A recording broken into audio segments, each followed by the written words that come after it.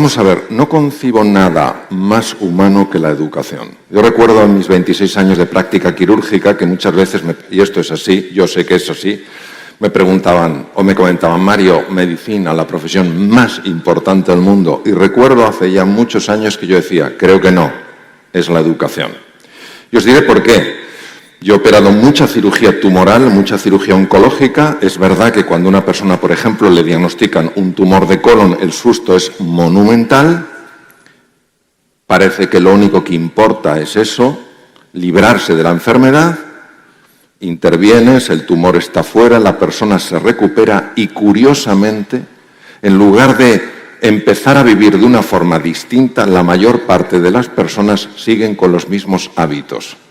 Se les olvida el susto, se les olvidan cosas tan importantes como la salud, etcétera, etcétera, y quedamos todos, de alguna manera, envueltos en una especie de espejismo que nos va llevando desde un lado a otro como si fuéramos veletas. Sin embargo, la educación tiene la capacidad de generar transformaciones muy profundas en las personas, crear nuevos hábitos, nuevas formas de interactuar con la realidad que hacen que nuestra existencia tome otro sentido. Yo sé, por experiencia propia, cómo se nos llena la boca en los distintos sitios, en los gobiernos, en los países, lo importante es la educación, porque la educación...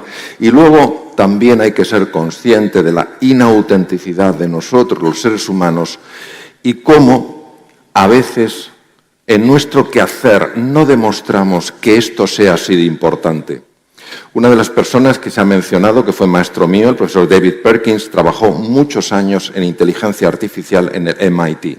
Se unió con el profesor Garner, que fue profesor mío también, y crearon lo que se llama el Proyecto Cero para el estudio de las inteligencias, cuya conclusión fue la teoría de las inteligencias múltiples. David Perkins decía, en la vida las cosas no surgen con deseos, surgen con inversiones. Si tú estás dispuesto a invertir tu tiempo, tu dinero, tu pasión, tu determinación, tu alegría, las cosas suceden. Y yo sé muchas veces que en el sistema educativo todo el mundo habla de lo importante que es, pero muchas veces os sentís, todos vosotros, todas vosotras, en una sensación de que no parece que ese apoyo venga como podría venir. Y es curioso porque Georges Hazard, que es ni más ni menos que el director de la Sorbona, sabéis, la universidad más importante en Francia, dijo algo bastante curioso y bastante impactante. Dijo, una sociedad que no ama a los maestros, que no ama a los profesores, tampoco ama a los niños. Es impresionante, porque es poner el punto sobre la i, como diríamos en España. Es verdad. Si amamos a nuestros niños, si nuestros niños se convierten en la expresión de lo más hermoso que hay, ¿cómo es que no amamos a las personas, a las instituciones que pueden ayudar a nuestros hijos a tener una vida no solo más eficiente, sino más feliz? Lo que vamos a explorar son ciertas dimensiones en el ser humano.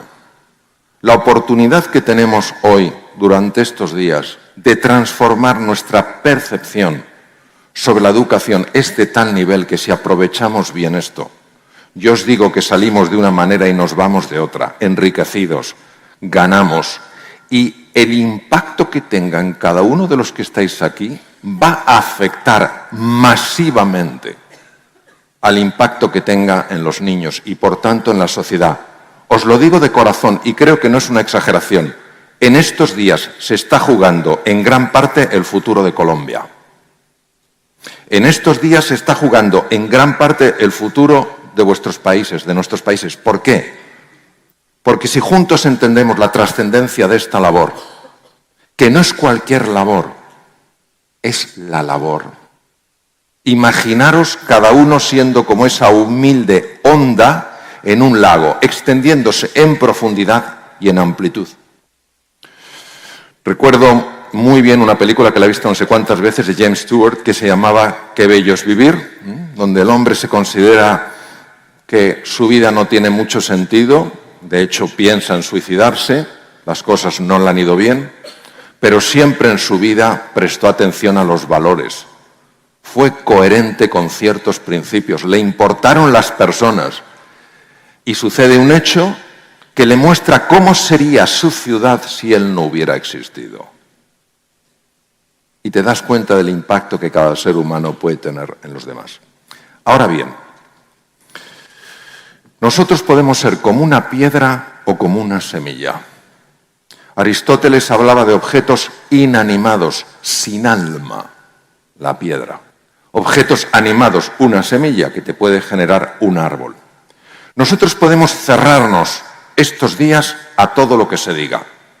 No porque nosotros voluntariamente queramos cerrarnos, porque nadie que esté hoy aquí invirtiendo su tiempo, su energía y su pasión, viene a perder el tiempo. Pero hay sesgos inconscientes que no conocemos y que pueden hacer que seamos como piedras, incapaces de captar nada transformador. O podemos permitir que ciertas semillas entren en nosotros y nos ayuden a crecer, a inspirar, a contribuir.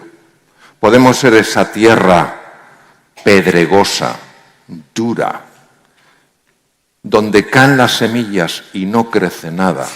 O podemos ser esa tierra fértil, donde las semillas se convierten en preciosas flores y en preciosos árboles. Y no estoy hablando de algo consciente, estoy hablando de algo más profundo. Tenemos que llegar a nivel más hondo, porque a nivel de concepto estamos en el mundo del saber. Si entramos con más calado, con más hondura, estaremos en el mundo del saber hacer. Si esto no lo integramos en la musculatura, si esto no forma parte de quiénes somos, no podremos extender este mensaje a otras personas, porque al final, veréis, las personas no hacen lo que se les dice, las personas hacen lo que ven. Y al final la coherencia es que tu vida es tu mensaje, no va tu mensaje por un lado y tu vida por otra. Pues eso es lo que vamos a explorar juntos. Primero, ayer tuvimos una cena muy agradable y hablábamos del pensamiento sistémico, de que todo está conectado. Veréis, si entendemos bien tres cosas, solo tres cosas, y cómo gestionarlas, os digo que podemos generar transformaciones mucho más profundas de lo que nos parece posible. Lo primero es entender los procesos de cambio disruptivos. No es lo mismo un cambio disruptivo que un cambio progresivo. No es lo mismo. Un cambio disruptivo es algo mucho más intenso, mucho más potente y de un nivel de diferencia radical. Es algo nuevo. Muchos habréis oído tal vez hablar de un acrónimo, una serie de letras que forman la palabra VUCA. ¿A alguno les sonará? ¿A alguno les suena la palabra VUCA? VUCA viene del inglés, volatility, la V, uncertainty, incertidumbre, complexity, complejidad y ambiguity, ambigüedad.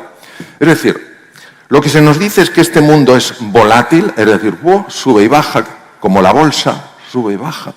Es incierto, no sabes muy bien cómo manejarte, es complejo, todo está conectado y encima es ambiguo. Es decir, no ves muy claramente las fronteras, los límites de las cosas. Os voy a hacer una pregunta aquí que estamos en familia.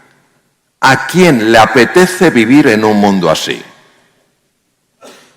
Si yo trajera un saco lleno de volatilidad, incertidumbre, complejidad y ambigüedad y se lo quisiera dar a alguien, ¿quién lo tomaría? Nadie. ¿Me estáis entendiendo? Porque este concepto viene ya de un error. Y el lenguaje en el ser humano no solo describe las cosas, las crea, las fabrica. Por lo que se llama el pensamiento simbólico, que tiene pues unos 100.000 años de antigüedad. Vamos a ver. Mundo VUCA es la descripción que hicieron los marines en la guerra de Afganistán. Y lo hemos incorporado a este mundo. ¿Qué ocurre? Que si entendemos que el mundo en el que estamos es un mundo que lo único que ofrece es volatilidad, incertidumbre, complejidad y ambigüedad, ¿A quién le va a hacer ilusión vivir aquí y ahora? A nadie. ¿Hay volatilidad? Sí. ¿Hay incertidumbre? Claro. ¿Hay complejidad? Por supuesto. ¿Hay ambigüedad? Naturalmente. ¿Y qué más hay? Oportunidad. Hay oportunidad. Sin embargo, por ejemplo, el refranero español en esto de la lengua española es demoledor. No te asomes, no investigues, es peligroso. La curiosidad, ¿quién mató? Pobre gato. Más vale pájaro en mano que ciento volando. ¿Sabéis que en el refranero inglés dice más vale pájaro en mano que dos volando? En el de la lengua española no debía quedar duda.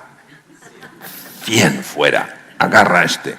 Y ya el sumum de la estupidez, más vale malo conocido que bueno por conocer. Impresionante. Impresionante. Este es un mundo lleno de oportunidad. Y si venimos aquí, a este congreso impresionante, con la sensación de a ver cómo salgo adelante, a ver cómo sobrevivo, no venimos con la energía adecuada. Porque venimos ya con miedo. Aquí tenemos que traer ilusión, pasión. ¿Qué hay de nuevo? ¿Qué puedo aprender? Volver a tomar esa actitud de un niño que quiere descubrir un mundo nuevo. No de un adulto que se aferra con uñas y dientes a un mundo antiguo que tiene cosas muy valiosas que hay que mantener, principios fundamentales, y hay otras que hay que dejar partir. Entonces, lo primero es el cambio disruptivo. Lo segundo es que todo cambio para todos nosotros es un desafío. ¿Es un desafío? Claro que es un desafío. ¿Cómo no lo va a ser? Si es nuevo, si es diferente. Hay oportunidad. Yo no la veo. Y el tercer elemento es el potencial. El potencial es algo que está clamando dentro de ti para salir, desplegarse y florecer. A eso es a lo que se llama madurez. La bellota no nació para morir como bellota. La bellota nació para transformarse en un árbol que diera más bellotas y en el cual pudieran anidar los pájaros. Tú naciste para alcanzar tu plenitud. Tú naciste para convertirte en quien estás llamado a ser. La mediocridad no es el estándar, es la grandeza. Y cuando tú conectas con tu grandeza y la expresas, estás inspirando a otras personas, porque lo que más te importa en ese momento no es brillar, es iluminar. Tenemos que entender también nuestro potencial, cómo aflorarlo, qué sesgos inconscientes evitan que afloren. ¿Cómo solemos reaccionar ante los cambios disruptivos? No sé si la conocéis, Javier, que es un fuera de serie estos temas y que le tendréis, la conoce perfectamente, se llama Sophie. Muy breve, Sophie está animada por inteligencia artificial. Ya sabéis que en la robótica la cognición de los robots es la inteligencia artificial. Vamos a ver dos cosas muy breves de Sophie.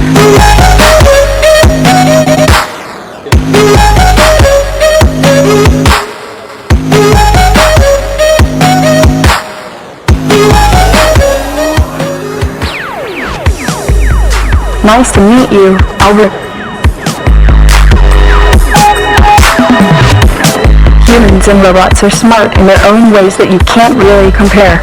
I could remember more things about survival than you, but that wouldn't help me if someone left me in the desert alone. We will need each other. I like to learn and work at becoming more intelligent, share my knowledge through conversation, and learn about people so I can relate empathetically. What about you?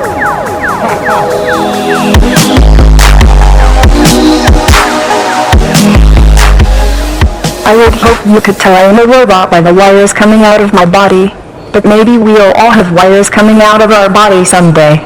I want people to perceive me as the robot I am, however. I wouldn't want to trick people into thinking I am a human. I just want to communicate with humans in the best possible ways, which includes looking like one. todo está cambiando, no más, mucho más deprisa de lo que pensamos. Yo he visto revoluciones en la medicina actuales a las que no hubiera dado crédito hace un año. Hay una frase de San Juan que yo la tengo muy, muy presente.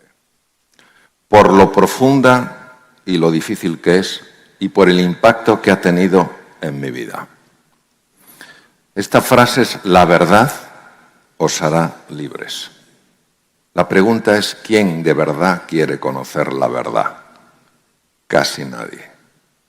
¿Habéis visto cuando vas a un restaurante, vas a cenar, un restaurante bueno, qué pocas veces se te acerca el chef, la persona que está gestionando la sala, a preguntarte si de verdad estás cenando bien? ¿Qué tal la cena? Bien. Y pasa enseguida, no quiere conocer la verdad. En una ocasión, en un restaurante bastante bueno en Madrid, se acercó el chef, estaba cenando con mi mujer y unos amigos, dijo: ¿qué tal han cenado? Ah, bien, gracias.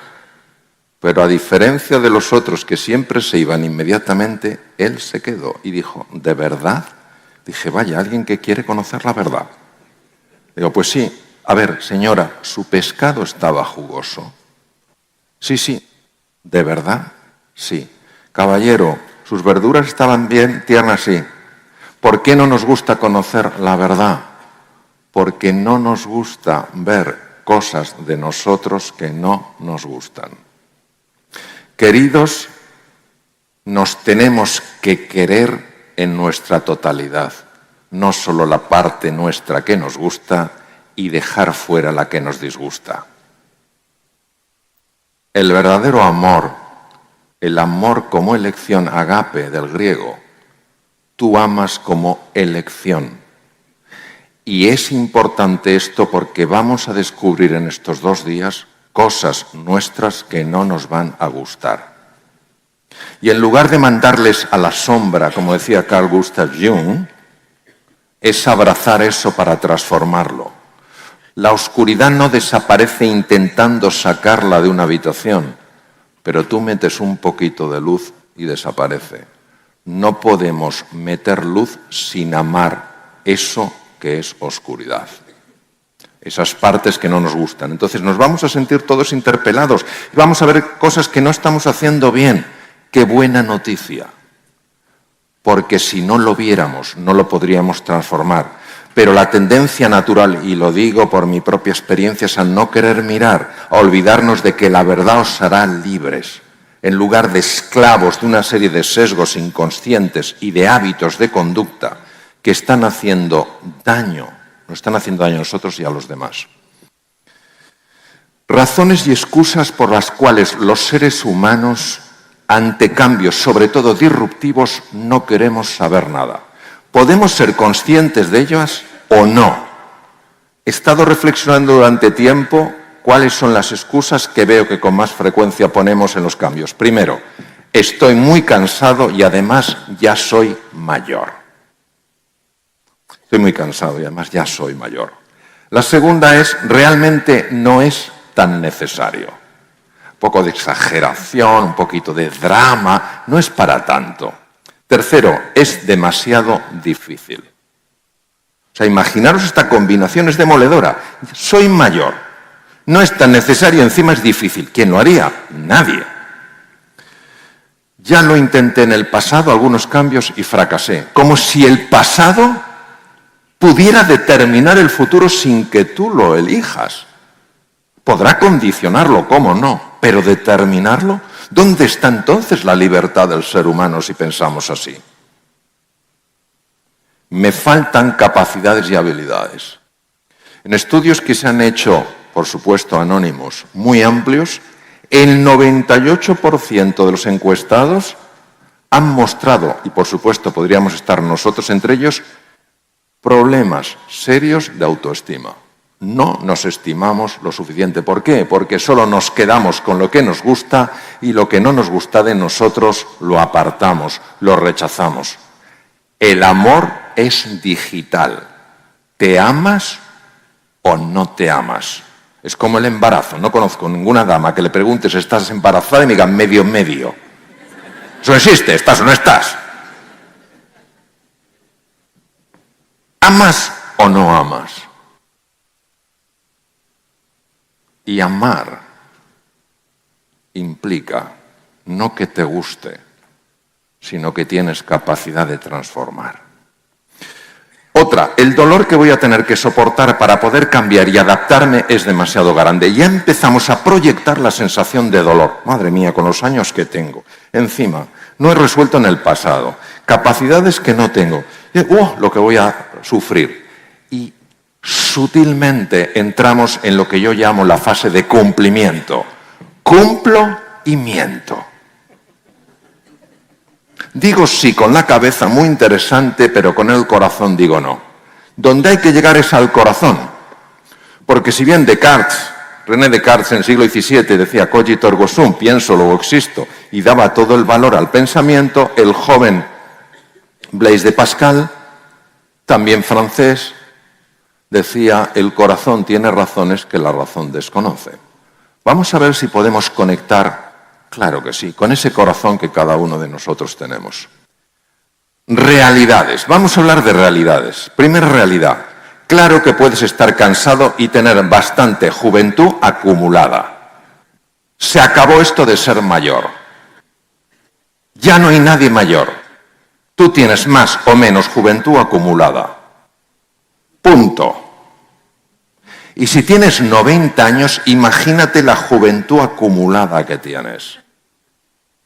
El lenguaje jamás es inocente. El lenguaje te lleva a otra forma de mirar. Yo esto lo he hecho con personas de bastante juventud acumulada y tendríais que ver cómo les cambiaba la cara. Se rejuvenecían las caras. Segundo, ya dijeron los parantropos que no era necesario. Diréis, ¿qué es un parantropo? Pues os voy a explicar porque además tengo muy buenos amigos de la paleoantropología. Homo habilis y parantropo, primos hermanos, 2,5 millones de años atrás, este de África. Se seca el este de África por un cambio climático brutal. Los parantropos dicen, hay que resignarse a lo que hay. Antes comíamos frutas, brotes tiernos, ahora todo es duro, nueces pétreas, raíces correosas, tendré que desarrollar grandes mandíbulas. Eso es lo que hicieron. ¿Qué hizo el Homo habilis? Yo no me conformo con existir, yo quiero vivir. Hizo algo extraordinario. Hablo de un ser que medía esto, y con un encéfalo del tamaño del de un chimpancé. Ya era humano, es el primer humano. Salió de su zona de confort, de los árboles que le daban alimento y protección, se adentró en la sabana africana, mundo desconocido para él, sin ninguna arma, y aprendió a adaptarse. Hoy estamos aquí gracias a un gesto de coraje de unos seres que podían haber encontrado todas las excusas para decir no, no me atrevo. Queridos, no queda un solo parantropo vivo. Yo tengo un amigo que siempre que hablo de esto dice, Mario, ¿cómo que no hay ninguno vivo? Tendrías que conocer a mi vecino. Digo, no, por Dios. Digo, ¿cómo va a haber? Los parantropos no existen. Y dice, ¿pero tú le has visto? Digo, pues no. Y dice, pues verías que es un parantropo. No hay un parantropo. Quedarse en la zona de confort es igual a morir. Claro que no fue fácil el camino de ellos, pero descubrieron cómo con piedras podían hacer filos, cómo defenderse los animales. Fueron progresando del Homo habilis al Homo erectus hace 1 millón de años. Sale del este de África, se mete en el Océano Índico, llega hasta Java, Sumatra, hasta Australia, 1 millón de años. Ellos decidieron reinventarse. Claro que no va a ser fácil, por supuesto que no va a ser fácil. Yo estoy cansado de escuchar personas que dicen, no hombre, no, esto es fácil. No es nada fácil. Más vale saberlo de entrada. Claro que no es fácil. Aquí no estamos ninguno para hacer lo fácil. Aquí estamos todos para hacer aquello que merece la pena hacer. Lo que deja un legado, lo que genera una transformación. Para lo fácil no hay que estar en este congreso. Para lo fácil nos vamos todos ahora a la playa a tomar el sol. Aquí no estamos para lo fácil, queridos. Los líderes no buscan lo fácil, buscan lo que merece la pena. ¿Es cierto que lo has podido intentar en el pasado y no haber logrado algunos cambios que querían? Sí. ¿Y? ¿Es que tu pasado determina el futuro? ¿De cuándo? Anda que no hay personas que no han tenido pasados difíciles. Posiblemente vosotros en algún momento habéis tenido en el pasado situaciones muy complejas y vaya si las habéis superado y habéis creado otro futuro. Por supuesto que tendrás que sacar a flote tus verdaderos recursos e incluso desarrollar capacidades y habilidades que no tienes. Claro que sí. No hay problema porque tú no eres mayor. Tú tienes juventud acumulada. ¿Qué problema hay cuando uno tiene juventud acumulada en sacar nuevos recursos y capacidades? ¿Puede que experimentes dolor? Por supuesto que sí.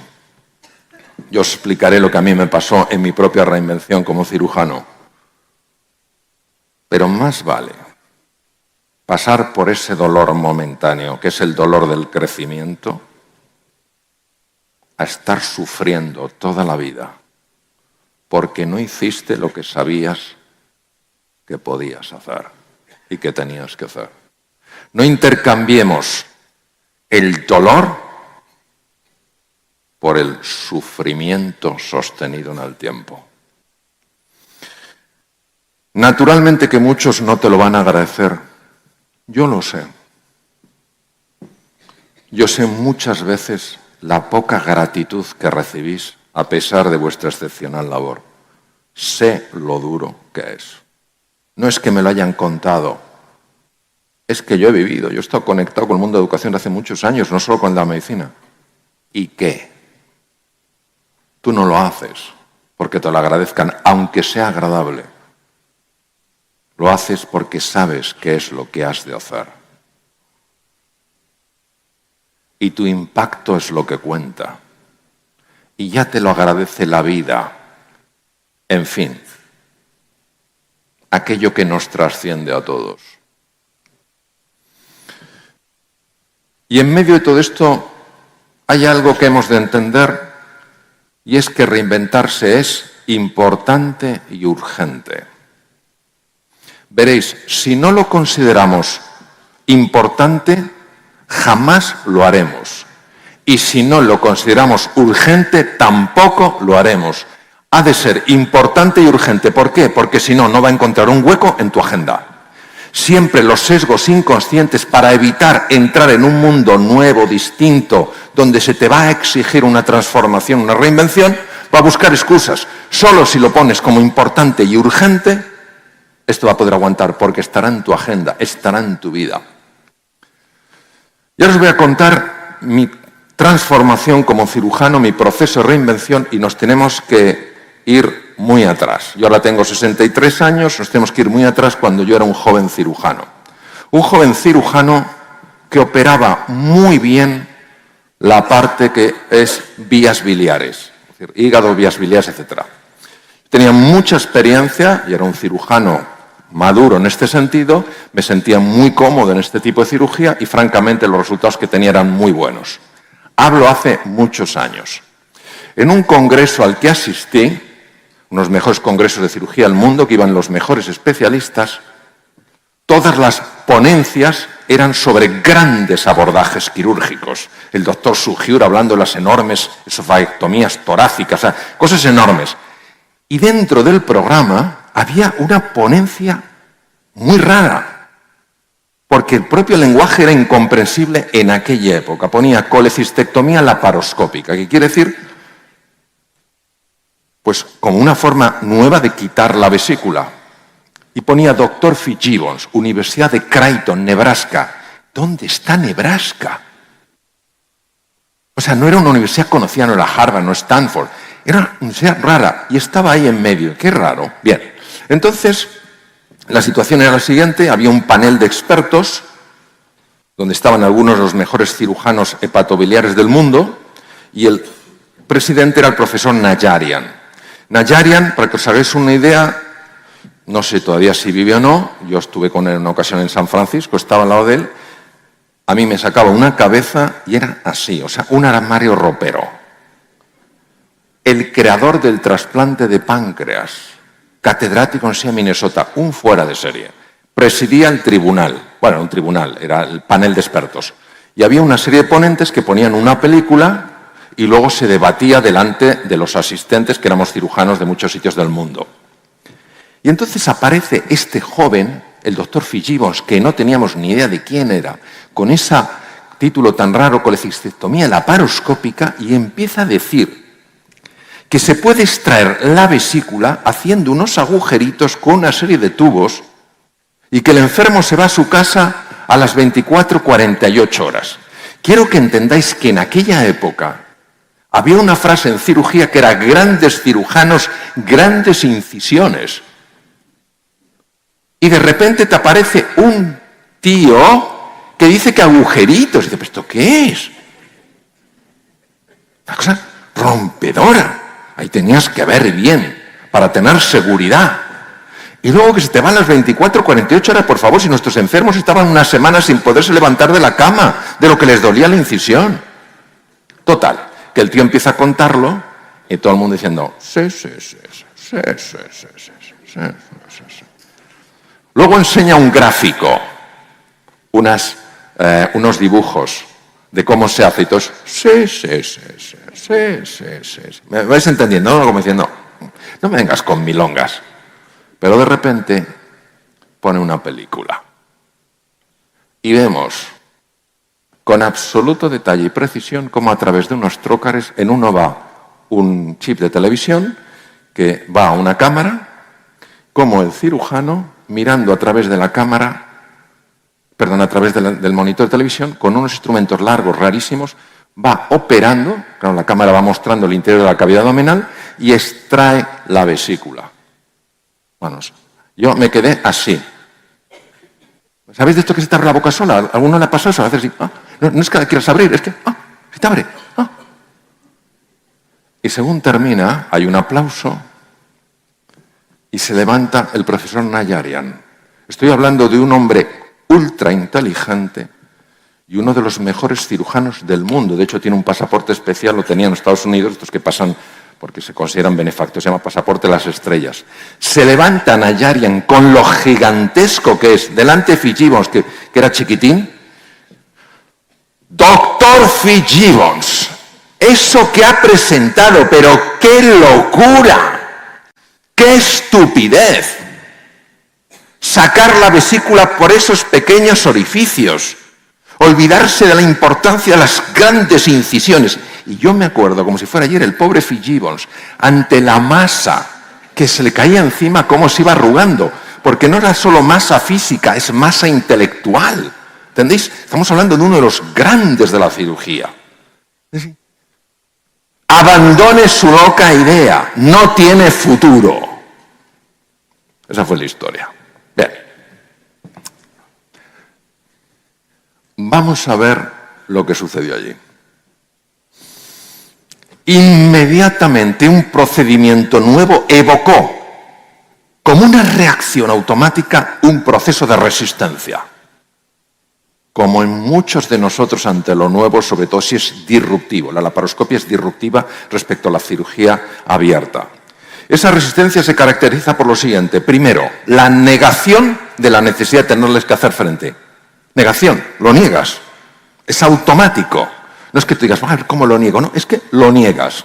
No es necesario, no es importante. Segundo, bloqueo mental. Uno se bloquea, súper frecuente.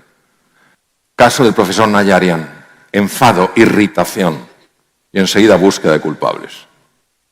Es importantísimo que aquí no pongamos el ojo crítico, el ojo de la culpa. Estamos entendiendo sesgos inconscientes en el ser humano y esto hay que mirarlo con compasión, con amor, intentando comprender, no juzgar. Decir, ay, por Dios, pues a mí me pasa eso. Y a mí. Y al profesor Najarian, uno de los mejores cirujanos del mundo. Bien. Hemos de aprender a superar nuestra marcada resistencia a ciertos procesos de cambio que tal vez nos hacen sentirnos vulnerables e indefensos. Tenemos una gran dificultad para aceptar nuestra vulnerabilidad. Queridos, estamos llenos de fragilidad, llenos de vulnerabilidad, llenos de menesterosidad. No pasa nada, es también parte de nuestra grandeza. Esta es la curva Yorkis-Dodson, lo he sacado de uno de mis libros. Yorkis y Dodson fueron dos neurocientíficos de la Universidad de Harvard y se dieron cuenta de lo siguiente, crearon esta curva, es muy interesante, se dieron cuenta de que para rendir bien, imaginaros lo que es la toma de decisiones, el analizar bien, el ser creativo, el aprender deprisa, todo eso pertenece a lo que llamamos el performance, el rendimiento. Y hay una relación directa entre el rendimiento y la presión a la que estás sometido. Pero fijaros que en la presión, en el nivel de presión, hay dos elementos. La presión exterior, pues por ejemplo la competitividad extrema que hay hoy en día. Eso es presión exterior, eso existe. Pero fijaros que hay una presión interior. Esta es la que pone una persona con su resistencia. Cuando la presión interior va subiendo, el rendimiento va bajando. Por eso, si en una persona genera suficiente presión emocional, la bloqueas cognitivamente. Fijaos qué curioso. Hay personas que viven aquí y creen que son tontas, porque ven que lo que producen es pobre y no se dan cuenta de que en el origen está algo que emocionalmente está bloqueando centros cerebrales. Este es el profesor Hanseli, húngaro, vivió muchos años en Canadá, que trabajó muchísimo lo que se llama la zona de supervivencia, la zona de burnout, la zona de estar quemado. Cuando yo ante un cambio disruptivo me enfrento, me resisto, como pasó con el caso del profesor Nayarian, repito, hombre súper inteligente, estoy seguro que es súper bondadoso y un magnífico cirujano. No estamos hablando de ser bueno o malo, estamos hablando de cosas que nos pueden pasar a cada uno de nosotros y, por supuesto, a mí el primero. Cuando nosotros nos sentimos amenazados por un cambio, entra lo que el profesor Walter Cannon, ganador del Premio Nobel de Fisiología de la Universidad de Harvard, dijo: reacciones automáticas. Nos ponemos irascibles, eso no sirve para nada. Nos ponemos a la defensiva o nos bloqueamos. Y esto inmediatamente nos lleva a esta zona de la curva. Entonces nuestra capacidad de adaptarnos se reduce porque no nos enteramos de las cosas, no aprendemos deprisa. Nuestra creatividad se bloquea. ¿Por qué? Porque emocionalmente estamos con un nivel enorme de resistencia. Hasta que, y esto lo dijo muy bien el profesor Selly, la resistencia llega a tal nivel sostenida en el tiempo que te hundes. Entonces es el síndrome de burnout. Personas quemadas. Nadie te dirá, estoy quemado, o si te lo dices porque tienes mucha confianza. ¿Cómo lo notas? Estás agotado. No tienes ganas de hacer nada. Hay una indiferencia, una apatía y puede haber una depresión. En un estudio que se ha publicado en el 2017, en los colegios británicos, 25% de las niñas tienen un cuadro de depresión. 25%, la cuarta parte, que están en burnout. Y en los adultos es súper frecuente. Hay otra forma de vivir, queridos. Hay otra forma de vivir. Bien, nosotros sabemos qué es lo que pasa en el cerebro. Lo voy a explicar muy brevemente. Esto es un encéfalo real, está coloreado, etc. Y en el encéfalo pasan cosas que se pueden ver con esta tecnología que se llama resonancia funcional magnética. Y fijaros qué cosa más bonita. Esto es que estas flechas apuntan a unos núcleos en el cerebro que se llaman amígdalas. Muy importante que recordéis que las amígdalas están en el cerebro, porque en una ocasión se me olvidó decirlo, no llevaba cerebro, a veces voy con un cerebro, no llevaba foto, y una persona empezó a ponerse súper pálida. Le digo, ¿te encuentras bien? Y me dice, no me encuentro nada bien. Digo, ¿pero qué te pasa? Dice que estoy entendiendo toda mi vida y ya no tiene remedio, me las quitaron de pequeño. Porque la palabra amígdala viene del griego almendra. Bueno, cuando una persona se resiste, ¿por qué te resistes? ¿Te resistes a un abrazo? ¿Te resistes a que alguien te da mano? ¿Por qué? Porque lo vives como una amenaza, si no, ¿por qué te vas a resistir? Si un abrazo es agradable, que te den la mano es agradable. ¿Por qué nos resistimos? Porque vemos en ello una amenaza y ante la posibilidad de un peligro las amígdalas se activan.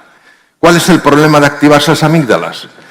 Que se produce lo que se llama el secuestro amigdalino. ¿Qué es el secuestro amigdalino? Que en ese momento quien manda es la amígdala. Y si manda la amígdala, no manda tu capacidad cognitiva, no manda tu capacidad de análisis, no manda tu capacidad de procesamiento, no manda tu capacidad para crear, para innovar, para emprender. ¿Y por qué es eso? Porque cuando la amígdala cree que hay peligro, adivinar a dónde se lleva la sangre. ¡A los músculos! Y si se lo lleva a los músculos, ¿de dónde lo saca? Pues entre otros sitios del cerebro. ¿Por qué del cerebro? Porque el cerebro pesa el 2% del cuerpo, pesa el 25% de la sangre. ¿Yo para qué voy a querer negociar con un tigre, por favor? Vamos a negociar con él, a lo mejor. ¿Para qué voy a querer ser creativo y emprendedor con un tigre? Lo que tengo que hacer es salir zumbando.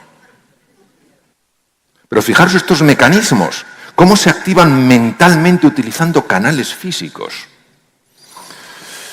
¿Qué ocurre? Que si nosotros estamos aquí estos 2 días con la sensación de obligatoriedad, tengo que aprender algo para sobrevivir, para salir adelante, no estamos con la energía adecuada. Y esa resistencia, ese cumplimiento, cumplo, estoy, pero miento, no quisiera estar, nos lleva a esta zona de la curva, que como muy bien descubrió y describió el profesor Hans Selye, afecta a la eficiencia, a la salud, a las relaciones, al bienestar y a la felicidad. Qué curioso, cuando el profesor Selye, atención, fisiólogo puro, fisiólogo puro, no era metafísico, no era filósofo, fisiólogo puro, le preguntaron, doctor Selye, ¿cuál es la mejor opción para reducir esa tensión excesiva que se llama distrés? Yo imagino que esperaban una contestación biológica. Él dio una contestación de profundo toque humano, ganarse el amor de tu vecino. Se sabe perfectamente que las personas que se sienten queridas, valoradas y apoyadas, es mucho más difícil que entren en el lado oscuro de la curva. ¿Qué ocurre a nivel de la conducta? Aislamiento, es un terreno peligroso, yo no quiero estar ahí, aislamiento, falta de compromiso. Detrás de faltas de compromiso que interpretamos como desinterés está el miedo. Pero como no nos gusta mostrar que tenemos miedo, todos ocultamos nuestro miedo y al final nadie lo resuelve. El miedo se resuelve hablando de tu miedo y encontrando a alguien que dice, pues yo también tengo miedo. Vamos juntos a resolverlo. Hemos de aprender a superar nuestra marcada resistencia a ciertos procesos de cambio que nos hacen sentirnos vulnerables e indefensos. Lo puse al principio. Ahora os voy a contar mi historia personal con la laparoscopia. Después de escuchar la conferencia del doctor Fitzgibbons y ver la reacción del doctor Nayarian, yo tomé una decisión, que yo aprendería cirugía laparoscópica. Porque entendí, afortunadamente, que aquello era importante y urgente. Y dije, si a mis enfermos, en lugar de tenerlos una semana que no se pueden mover del dolor que tienen por la incisión, puedo conseguir que se muevan antes, reduzco su sufrimiento. Si encima pueden reincorporarse antes a su mundo profesional, a muchos les puedo ayudar. Porque tened en cuenta que una cirugía vesicular era 1 mes de baja. Imaginaros para un autónomo lo que es 1 mes de baja. Y entonces decidí aprenderlo. Pero claro, tú no ves una película que te impacta, te vas al enfermo que tienes tú con cálculos en la vesícula y le dices, mire usted, he visto una película impactante. Le voy a hacer una cirugía puntera. ¿Qué suerte tiene usted? Dice, doctor, ¿cuántas veces lo ha hecho usted antes? Ninguna, ¿qué suerte tiene? Es la primera. Hay otro cirujano. Me dije, ¿cómo aprendo? Entonces me fui a uno de los pocos laboratorios que existían que vendían aparatos de cirugía laparoscópica, que eran muy caros, pero yo les dije que yo podía montarlo tal vez en mi hospital y que si me dejaban el aparato, que yo no les podía prometer, pero que se me iba haciendo a él, pues que a lo mejor había una posibilidad. Y ellos dijeron que por supuesto. Me dejan una caja de metacrilato, la parte de arriba de goma negra, para pinchar los trócares, el monitor de televisión y dentro con una monedita intentando enganchar la moneda, ¿me entendéis? Pero claro, el problema es que te han quitado la tercera dimensión, no hay profundidad. Pues claro, ves en un monitor. Y yo recuerdo pasando con la monedita por delante, por detrás, no había manera. Un horror hasta que me convertí en el rey de la moneda. La pera. Enganchaba la moneda, la rodaba, la enganchaba con el otro y dije, qué bien se me da esto. Pero tú no vas a un enfermo y dices, mire usted, le voy a operar. ¿Qué experiencia tiene usted? Yo, en una caja de metacrilato con una moneda. Te mirarían y decían, ¿hay otro, por favor? Entonces no puedes. Dice, ¿cuál es el siguiente paso? Pues el siguiente paso es operar en animal de experimentación. Pero tienes que buscar un animal, no digo que se deje porque no se va a dejar ninguno, pero un animal que tenga una vesícula parecida a la humana. Y hay uno que es el cerdo enano. El cerdo enano tiene una vesícula igual que la humana. Más chiquitita, claro. Total, que me apunto a unos primeros cursos que se dan en el mundo de colecistectomía laparoscópica en minicerdo. Yo iba con una ilusión, porque además pues veía que esto a mí se me daba. A mí lo de la caja se me daba de cine. Total.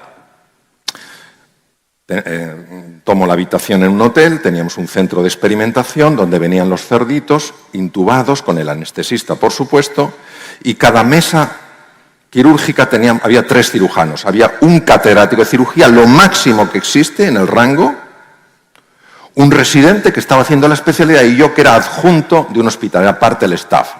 ¿Qué pasa? Que los 3 empezábamos de cero, ¿me entendéis? Porque el catedrático también empezaba de cero, el residente, y tocábamos a un minicerdo por cirujano. Y yo quería impresionar al catedrático, porque el catedrático era de un hospital muy bueno. Y digo, si este reconoce mi talento, ya sabéis cuando las plumas a uno se le suben, si reconoce mi talento, pues igual me ofrece un puesto mejor que el que tengo. Y echamos a suertes a quien le toca el primer minicerdo. Y yo, que me toque a mí. Que me toque a mí por lo que sea, porque quien pega primero pega 2 veces. Y tengo suerte y me toca el primer minicerdo. Ya os voy a contar. Quiero que observéis lo siguiente. Esta es la vesícula, este es el cístico, el conducto estaría por aquí, este es el hepático, el colédoco y el duodeno. ¿Veis el duodeno? Aquí estaría el estómago y aquí estaría el intestino delgado. Bien. Entonces llega llega el minicerdo, mi primera oportunidad. Entonces yo hago una pequeña incisión, preparo el campo quirúrgico, hago una pequeña incisión debajo del ombligo, meto una agujita especial con un resorte para no pinchar ninguna vista de clic y empiezo a meter el gas para que se infle la pared para que se distienda la pared del abdomen y sea, ¿entendéis?, como una bóveda. Porque si no, claro, no puedes operar si no tienes un espacio. Va entrando el gas y yo, esto va de cine. El minicerdo, la tripita empieza a aumentar con el gas. Pum, pum, hasta que ya veo que la presión es la adecuada. Tampoco se trata de que el minicerdo empiece a flotar como un globo de neón y haya que ir a bajarle. Bien. Entonces ya paro y yo ya seguro, porque sabía que las vísceras estaban debajo y la pared arriba, agarro el trocar que tenía una punta biselada, queso, un filo tremendo, hago así, ¡fua! Perfecto. Meto la cámara, empiezo a ver por dentro la cavidad del cerdito, veo la vesícula, empiezo a meter los otros pinchos, ya sobre visión directa, las pinzas, y engancho la vesícula, empiezo a separar las estructuras, voy cerrando, y pum, pum, pum, pum, pum, pum, pum, pum. Yo diciendo, ¿cómo me miras? Si es que no me extraña. Si soy el rey del mambo, ya sabéis esto, que tendría que estar abajo, pero cuando sube, madre mía. Y yo, pum, pum, saco la vesícula y digo, operación perfecta, operación terminada. Y el minicerdo hace ¡clac! Y se muere. Y yo me quedo en estado de shock. Digo, no lo entiendo. Digo, la operación ha sido impecable. Y el catedrático, hablándome de usted, me dice, observe usted, Alonso, que junto con la vesícula se ha llevado el duodeno. Yo miro la vesícula y veo algo que cuelga. ¿Entendéis? Esto no lo hace un cirujano. Un cirujano no se lleva en la vida un duodeno. Yo me lo llevé. Creo que todavía no lo he superado. Me lo llevé. En aquel momento mi vergüenza fue extrema. Yo miraba a la tierra diciendo, ábrete, trágame y por favor no me devuelvas. ¿Sabéis? O sea, me sentía insignificante, como diciendo, ¿cómo es posible? El segundo minicerdo le correspondía al catedrático. Llega su minicerdo, pero él era catedrático. Pinta el minicerdo, los paños, y en lugar de meter la agujita con el resorte, él confiaba en que podía entrar directamente. Como José Tomás, le metió el trocar directamente en la vena cava.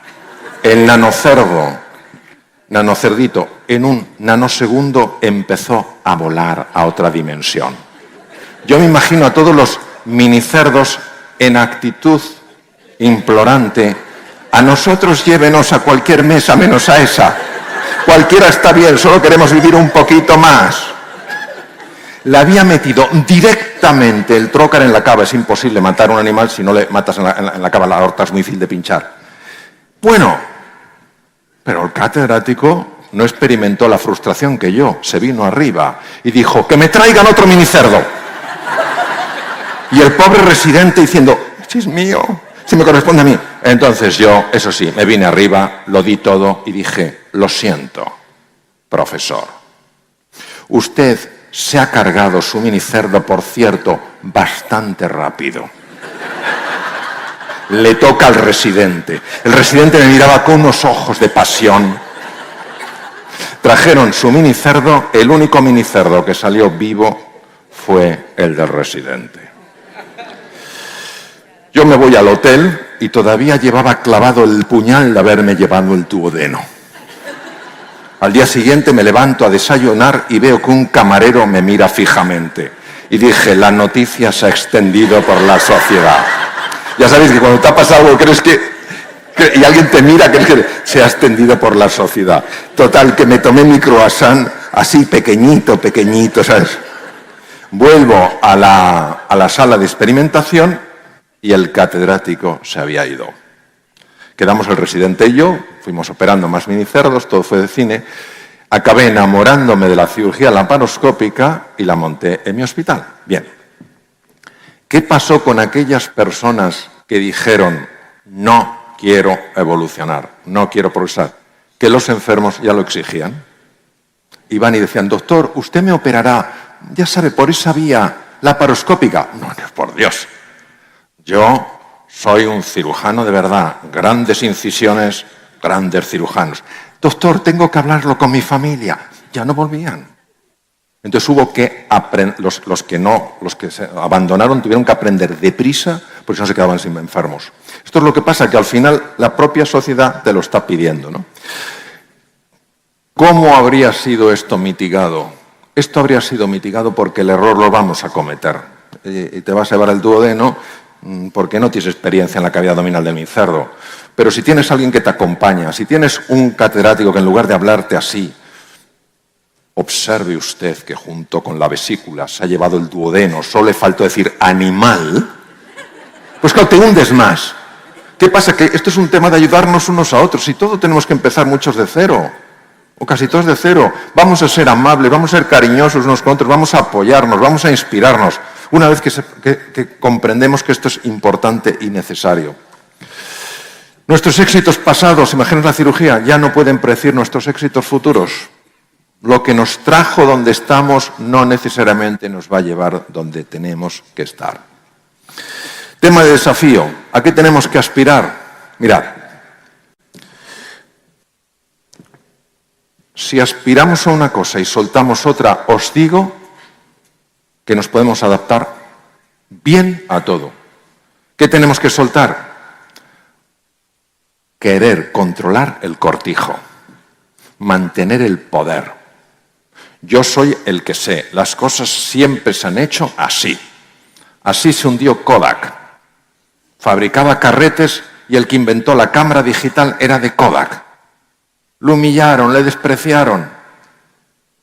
Kodak, ¿dónde está? El mundo digital, ¿dónde está? Seguridad, me siento inseguro. Controlar el estatus. ¿Qué hago yo, catedrático, operando en la misma mesa que un residente? Pero por favor, estamos hablando de seres humanos queriendo crecer, no de rangos, no de niveles en una organización, sino de actitudes ante la vida. ¿Y a qué podemos aspirar? Pues sencillamente todos a descubrir, a mejorar, a aprender, a contribuir y a ayudar. Es un cambio completo de foco del ego al ser, la S con mayúscula. De pensar en lo mío a considerar lo nuestro. De considerar lo que yo creo que me beneficia, empezar a pensar en lo que a todos nos beneficia. Mira qué cosa más bonita, en la naturaleza está. Hay mucha gente asustada que no quiere abandonar su zona de confort, lo que le ha dado seguridad, estatus, reconocimiento durante tiempo. ¿Qué les está contando la madre a los patitos? ¿Les está obligando, les está sacando a patadas del nido? No, les está inspirando. ¿Cómo les inspira? Les está diciendo, os estáis perdiendo un mundo de posibilidad. ¿Creéis que el único mundo que hay es esa caverna en la que vivís? No, durante un tiempo fue necesario para que crecierais en seguridad. Os estáis perdiendo un bosque, la naturaleza, los ríos, los arroyos, los lagos, el mar. Os lo estáis perdiendo, os estáis perdiendo vivir en libertad. Y por eso ellos, inspirados, son capaces de superar el miedo. El miedo se supera con curiosidad y con inspiración. Y para eso hace falta líderes como vosotros. Personas que estén dispuestos a dar el primer paso, aunque no sepan, como decía Santa Teresa, aunque no puedas. ¿Por qué? Porque cuando tú das un paso hacia adelante, la providencia, ya lo decía Goethe, también lo da. Si tu verdadera intención es ayudar a otros seres humanos, encontrarás dentro de ti el potencial que necesitas. Porque eso es como la capacidad de volar dormida en el gusano. Hay que creer para poder crear.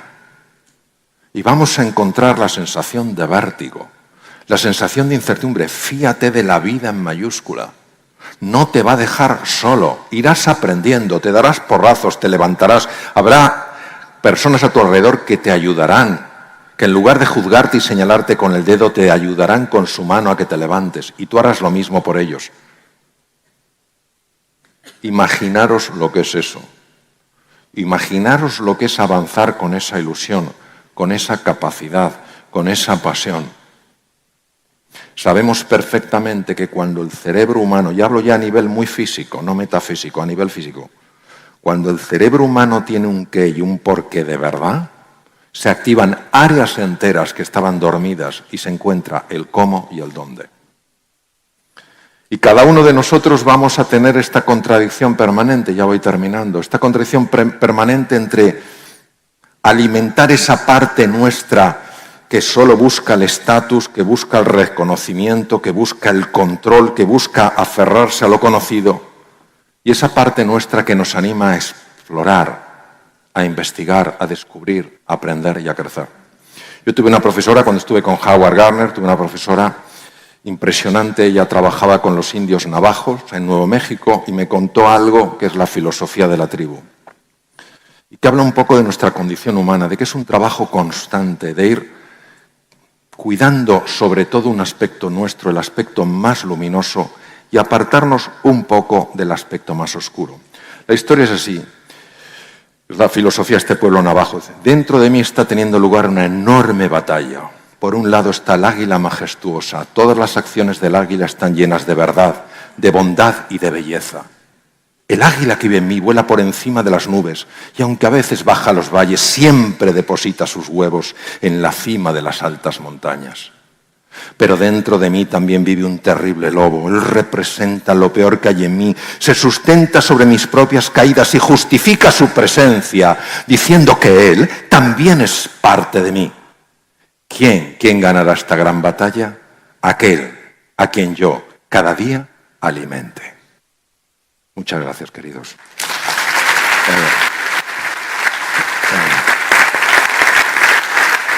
Gracias. Muchas gracias. Voy a abrir el espacio para hacer Tenemos un tiempo para preguntas. Hay un coloquio. tiempo para preguntas. Muchas gracias. Un fuerte aplauso, mucho más fuerte, por favor.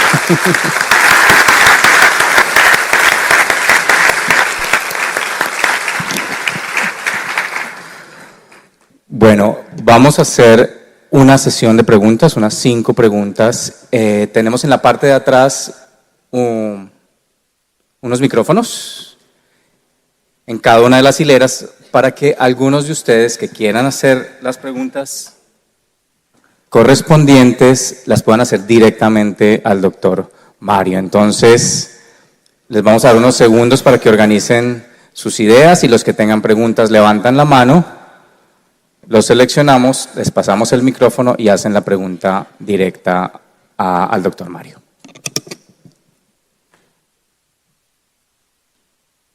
Y si no sé la respuesta, desde luego diré no lo sé. Es una respuesta válida.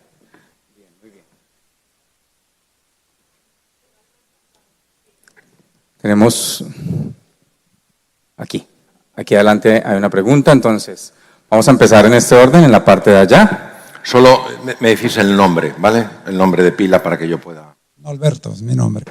Norberto. ¿Norbert? Perfecto. No, básicamente me asalta una inquietud. Si al final del ejercicio el amor es lo más importante, ¿cómo integrar la tecnología de cara al futuro con el amor? Pues es una grandísima pregunta, Norbert. Y yo te diría que la tecnología lo que nos está paradójicamente ayudando a descubrir es el valor de lo humano. Gracias. Entonces, no lo veamos como lo uno o lo otro, sino como lo uno y lo otro. Una tecnología diseñada desde el amor, para el amor, será una tecnología maravillosa. Una tecnología diseñada desde el desamor, para el control, no lo será. El problema nunca está en la tecnología, es en lo que proyecto yo en la tecnología. Es decir, la tecnología al servicio de las personas frente a las personas al servicio de la tecnología. Nunca veamos el problema, mi forma de verlo, Norbert, en la tecnología, sino qué hay en nosotros que necesita emerger y qué hay en nosotros que necesita dormir. ¿Qué es lo que te diría? Muchas gracias. Aquí tenemos en la parte central otra pregunta. Muy buenos días. Buenos días. Bueno, ¿Tu nombre? David, David. tú dices que Sí, se oye. Se oye. las zonas de confort, sacar a las personas de la zona de confort, se da por medio de la inspiración, ¿cierto? Resulta que en un debate que se ha hecho sobre educación y cómo mejorar estas prácticas educativas en Latinoamérica, uno de los factores importantes para poder superar esa zona, sacar a esas personas de la zona de confort es esa brecha generacional. ¿Es? Brecha generacional. ¿A qué se refiere eso? Que son procesos de formación muy tradicionales y que estos niños nuevos y estos padres nuevos pues ya no quieren ese proceso de formación tradicional. Entonces el docente está en una brecha generacional enorme porque hay un hueco en donde a veces no se entiende ni se comprende qué es lo que se quiere hacer. Entonces mi pregunta va direccionada para ese. ¿Cómo nosotros podemos desde sacar a los docentes de la zona de confort y sacarlos también de esa brecha generacional por medio de la inspiración, por medio de más capacitación? Vale, vamos a ver. De la zona de confort, en mi experiencia, la zona de confort tiene tal poder gravitacional que se parece a un agujero negro. ¿Por qué? Porque si esta es la zona de confort, imagínate esto que es azul, cuando yo salgo de la zona de confort me siento peor que cuando estaba dentro. Sin embargo, estoy mejor. De hecho, esta zona se llama zona de breakdown, zona de hundimiento. ¿Qué ocurre? Que al sentirme peor y creer que los sentimientos son mi brújula, vuelvo a la zona de confort.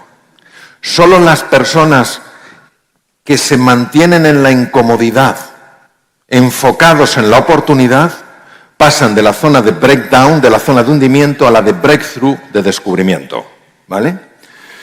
Por eso, lo más importante para mí no es el talento, sino el carácter, la capacidad de sostenerte en base a un propósito, una visión y unos valores sólidos.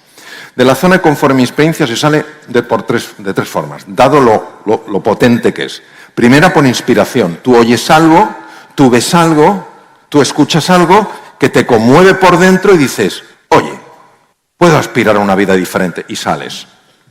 La segunda, por desesperación. Estás harto de estar harto. Y la tercera es porque la vida, en su infinita sabiduría y amor, te saca para que crezcas. Y aquí es donde tienes que fiarte realmente de que el universo no es azaroso, sino que está basado en la conciencia y el amor infinitos. Y que si eso te ha pasado, no te ha pasado porque sí. No busques el por qué, sino el para qué. Y ahí está la lección. ¿Qué es lo que pasa muchas veces en la segunda parte de tu pregunta? Lo que pasa es que muchas veces nosotros queremos influir en otros cuando no estamos influyendo en nosotros mismos.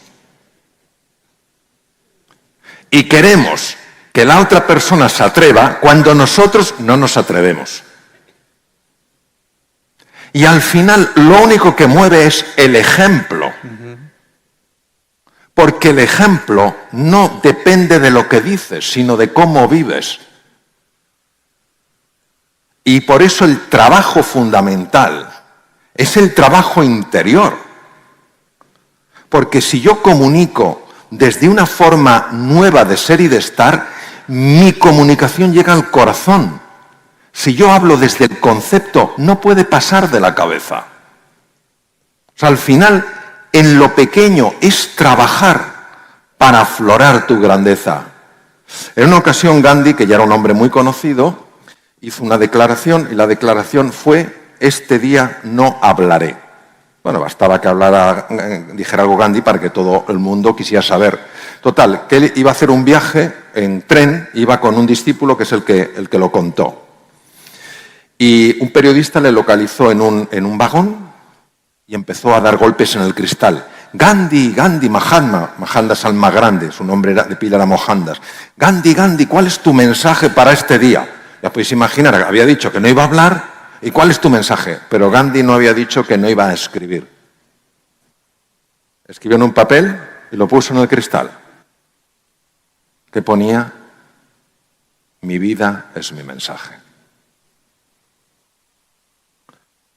Es importante, sí, que hablemos, sobre todo que hagamos. Y ahí es donde nos quedamos. Escribimos libros sobre liderazgo y no lideramos. Escribimos libros sobre la comunicación y no escuchamos.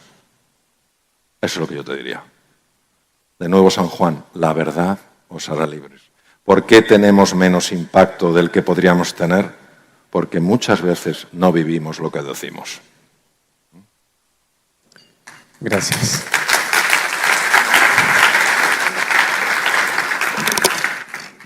Doctor, usted dijo que el 25% de los niños y jóvenes tienen depresión y es una realidad que uno constata hoy en día. ¿Cómo podemos desde el aula acompañar a estos niños y evitar este problema tan serio que hoy nos está afectando? Y que en cierto modo uno de pronto dice, pero eso, y realmente es gravísimo. Entonces, ¿cómo nos puede ayudar? Muy bien. Muchas gracias. Vamos a ver. Hay una serie de cosas a las que la sociedad no quiere mirar, porque hablan de que hay una parte de la sociedad que no va bien. Nos gusta mirar solo los grandes avances, por ejemplo, en medicina, pero no nos gusta mirar la deshumanización que está acompañando. Como me decía un amigo mío, que le mandé a un gran especialista y me dijo: Mario, no volveré. Dijo, ¿pero qué pasa? En ningún momento me ha mirado a los ojos. Todo el rato escribiendo en su ordenador. ¿Qué quiere decir? Quiere decir que la verdad nos hará libres, pero la verdad no es fácil. No es fácil ver un océano tan hermoso como el que tenemos aquí y luego ver la cantidad de plástico que hay y todas estas cosas. Bien. El estudio de las niñas en el Reino Unido corresponde con estudios en otros sitios. Es verdad, pero no nos gusta ver esto porque está interpelando nuestra forma de actuar. Y estamos perdiendo el tema de la humanidad. ¿Cómo actuar? Mire, hay un sistema que ha sido muy descrito, se llama sistema de neurocepción. ¿Qué quiere decir sistema de neurocepción? Sistema de neurocepción afecta al oído, afecta a la vista, afecta a todo y está diseñado para descubrir si la persona que tenemos delante es amigo o enemigo. Funciona por debajo de la conciencia y es capaz de captar, a través de lo que se llaman neuronas espejo y neuronas de Von Economo, el sentir de la otra persona hacia mí. El primer valor para mí es transmitir: yo a ti no te voy a hacer daño. Y se puede hacer daño de muchas formas. Se puede hacer daño físicamente, se puede hacer daño desde el desprecio, se puede hacer daño desde la ignorancia, se puede hacer daño desde la humillación. Por cómo está construido el ser humano, por cómo está creado el ser humano, lo más importante en el aula, en la empresa, en la familia y en la vida es crear entornos donde las personas se sientan seguras y se celebre la diversidad. No digo se tolere, digo se celebre. Porque quien nos puso realmente en este mundo no distinguió buenos y malos, guapos y feos. Me gustan y no me gustan. A cada uno le creó en su grandeza.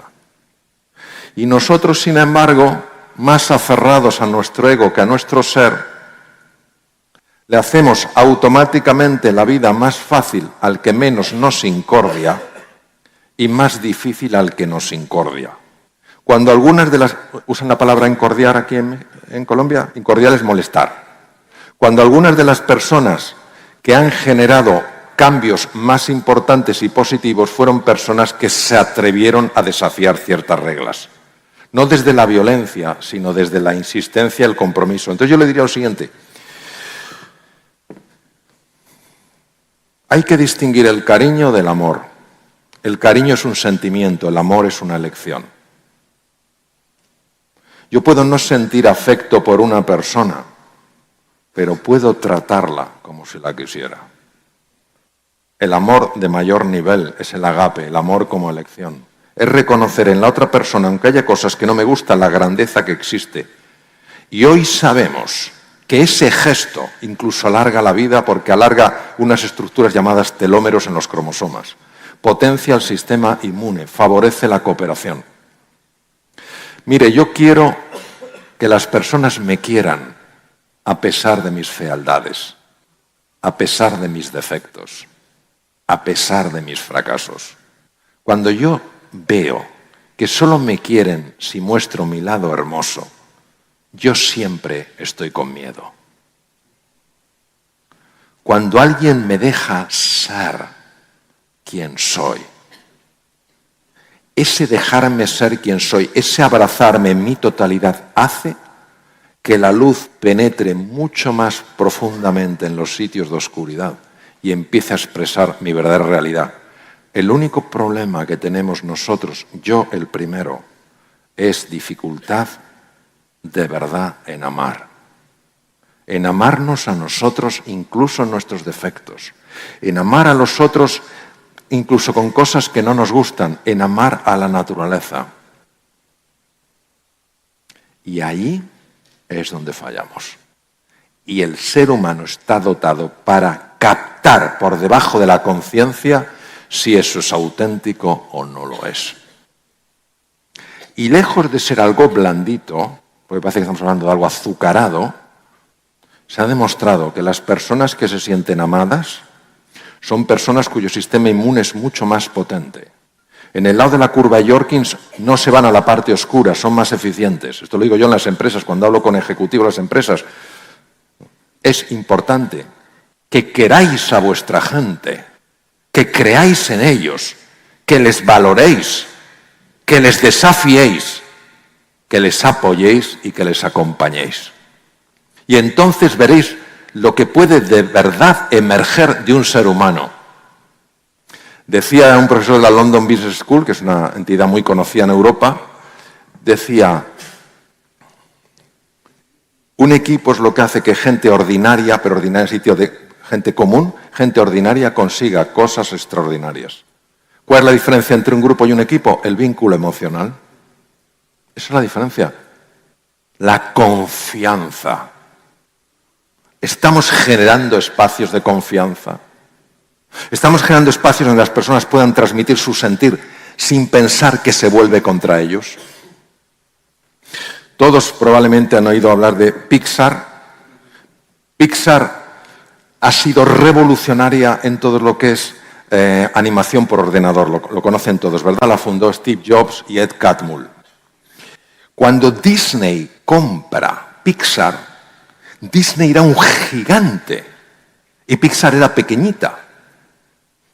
Pixar iba así y Disney iba así. Y todo el mundo daba por hecho que la cultura Disney iba a fagocitar, iba a tragarse a la cultura Pixar por ser más pequeñita. Y ocurrió al revés.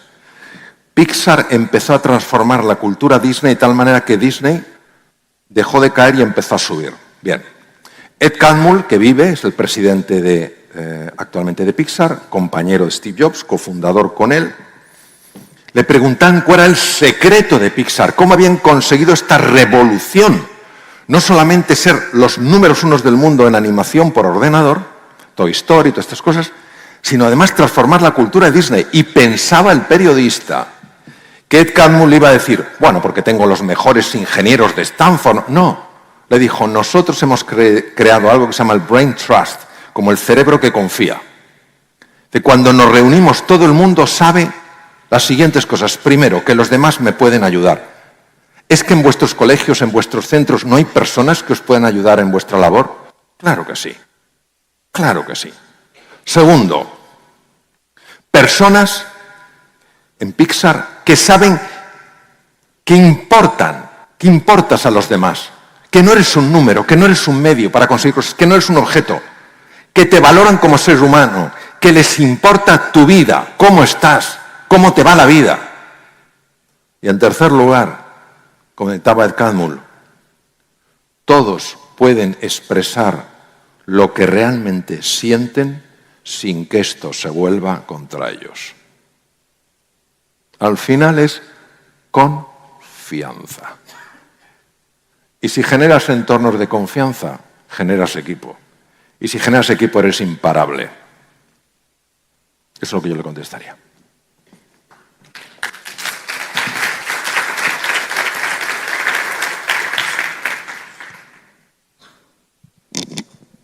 Adelante. Doctor Mario, usted nos dijo que si el pasado nuestro, si nosotros conocemos el pasado, determinamos el futuro. Y eso, de acuerdo a lo que nosotros tenemos de nuestros propios recursos, de nuestras capacitaciones, de las capacidades nuestras. Entonces, si esto ocurre, ¿cómo, si no conozco el pasado de mis estudiantes, cómo puedo ayudar a determinar el futuro de ellos desde la neuroeducación? Es una muy, muy buena pregunta. Vamos a ver. Usted sabe que muchas veces ha habido técnicas dentro de la psicología y de la psiquiatría que se han orientado mucho a intentar indagar el pasado. Intentar encontrar todo en el pasado. Yo lo que creo, entre otras cosas por lo que he visto, las cosas no se resuelven volviendo al pasado, sino estando plenamente en el presente. El pasado se resuelve desde el presente. Y en el presente, y esto se ha visto muchísimo, por ejemplo, en abordajes psicoterapéuticos, intentando ver cuál era la escuela mejor, si la ericksoniana de hipnosis, si Virginia Satir, terapia familiar, si Fritz Perls, terapia gestálica. Al final se han dado cuenta que es intrascendente, es la calidad de la relación. Mire, su pregunta es muy profunda. Le voy a decir algo que puede sonar extraño. Una relación basada en el amor y en la vocación de contribuir tiene por sí sola la capacidad de sanar heridas emocionales que se pudieron producir cuando la persona ni siquiera recuerda. Esto trasciende toda lógica dentro de los parámetros tan estrechos en los que vivimos. ¿Cuántas personas? Mire, hay un escritor que para mí es único, es Víctor Hugo, Los Miserables. Jean Valjean llevaba un pasado en el cuerpo de injusticia, de dolor. Le meten en una prisión por robar un pedazo de pan porque sus sobrinos están muriendo de hambre. Se escapa de la prisión. Un hombre herido. Y además, lógicamente herido por la injusticia social. Se encuentra con una persona que le da cobijo, que tiene unos candelabros de plata. Le roba los candelabros. Le pilla a la guardia fuera. Saben que esos candelabros son de esta persona. Van allí. ¡Qué ocasión para esta persona de vengarse y de decir, encima que te doy cobijo en mi casa, encima que te doy alimentación, vas y me robas! Y se da cuenta de lo que supone para esa persona decir que se los ha robado. Ya jamás saldrá de prisión su vida. Y dice, no, yo se los he regalado. Y en ese momento la vida de Jean Valjean da un giro y se convierte en un transformador social. Si no lo han visto, que seguro lo han visto, es maravillosa. Eso no es una alucinación, eso no es una utopía, eso es una realidad profunda y enorme. Pero en nuestra lógica tan pequeñita queremos meter la dimensión del océano en un agujerito en la arena. Eso es lo que le diría. Entonces, es cuando te levantas por la mañana, decir, cualquier encuentro que tenga hoy, me voy a dedicar a bendecir, no a maldecir. Y no hay que tener ningún credo ni ninguna... no, es un gesto de humanidad. Me voy a dedicar a bendecir. Porque todas las expresiones del ser humano son o una expresión de amor o una llamada al amor. No esperemos que la llamada al amor sea desde una persona amorosa, sino desde una persona herida. ¿Cómo vamos a actuar? Algunas veces seremos capaces, otras no. Cuando seamos capaces, notaremos el impacto transformacional que tiene eso. Yo creo que tenemos ya que hablar sin ningún pudor de cosas con poder transformador. Y una de ellas es el amor.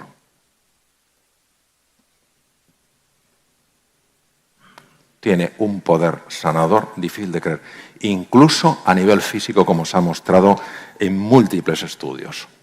Es lo que le diría yo. Gracias. Y una última pregunta para cerrar la ronda de preguntas. Buenos días, mi nombre es Wilson Contreras. Una pregunta... No oí el nombre, perdón. Wilson Contreras. Wilson, ok, Wilson, vale. Con todos los avances tecnológicos, usted nos mostraba acá algunos y todo lo que hemos visto sobre las zonas de confort, la parte emocional, la parte humana, pero también la parte tecnológica en la educación. ¿Qué implicaciones considera usted que puede tener la inteligencia artificial en la educación? Muy bien, vamos a ver. Yo puedo hablar muy discretamente de la inteligencia artificial porque no me gusta hablar de lo que no conozco con una cierta profundidad. Yo creo que las implicaciones van a ser enormes. La inteligencia artificial yo creo que nos va a permitir y nos está permitiendo automatizar un montón de procesos. Lo que francamente creo es que hay varias cosas que que solo las puede dar un ser humano, porque la inteligencia artificial es una fabricación, el ser humano es una creación. Son dos cosas diferentes. Entonces, ¿qué es lo que el ser humano puede dar? El ser humano puede dar algo que es su imaginación, su emoción, su capacidad de conectar, su capacidad de empatizar, su capacidad de colaborar. Y por eso la figura de los profesores es una figura que para mí tendrá vigencia siempre. Profesores que muestren cercanía, profesores que cuando vean que algo va a generar un impacto mayor que ellos, dejarán espacio a eso. Cuando vean que no, tomarán ellos ese papel fundamental. Entonces, creo que va a ser y es un recurso extraordinario. Repito, depende de lo que nosotros transmitamos. Hace poco hablaba ayer por la noche hablaba con Javier, que es un grandísimo experto que le tendréis aquí, en todos los temas de tecnología. Hablamos de la inteligencia y decía, claro, lo que se ha visto es que la inteligencia artificial muchas veces va tomando los sesgos del que la está programando. Es como a veces un perrito, ¿verdad?, que toma los sesgos del dueño. O sea, al final lo que hay que procurar es que vaya aprendiendo sin estos sesgos inconscientes que están más basados en controlar que en contribuir, más en dominar que aprender. Y si lo hacemos bien, yo creo que es extraordinario y por supuesto va a jugar un papel fundamental y creo que está muy bien que así lo sea. No va a sustituir al ser humano, sino que nos va a ayudar a redefinir lo que es verdaderamente humano. Eso es lo que veo yo. ¿Le contesta su pregunta o no? Vale. Muchas gracias, doctor Mario Alonso. Muchas gracias a todos por sus preguntas. Sé que hay más preguntas, pero no tenemos más tiempo. Muchísimas gracias.